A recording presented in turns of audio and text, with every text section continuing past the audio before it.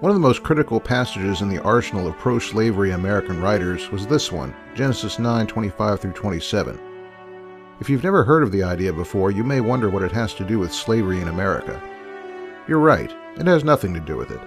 But pro-slavery authors performed a series of exegetical gymnastics to get it there. Let's have a look at how.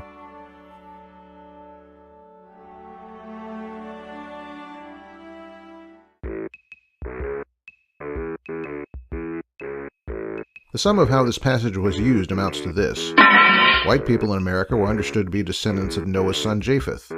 Persons of African descent were considered to be descendants of Ham. Therefore, they reasoned, descendants of Japheth had a right to enslave descendants of Ham.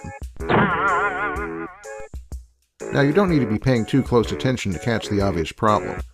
It wasn't Ham's descendants this prediction was made about. It was Canaan's. And if you take the Bible's record at face value, as both sides of this debate did, you'd have to explain how you get out of this a justification for slavery of African peoples, seeing as how Canaan is way over here outside of Africa.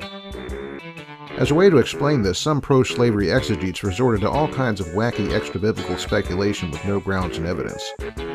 One such argument made was that maybe the Canaanites later moved to Africa and became the Africans they knew of in the 19th century.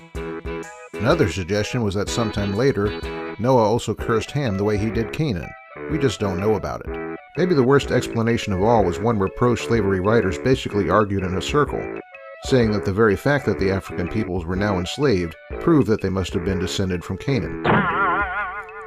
So you can see that it didn't take much or very long for pro-slavery writers to leave the Bible behind and run to extra-biblical speculations or arguments.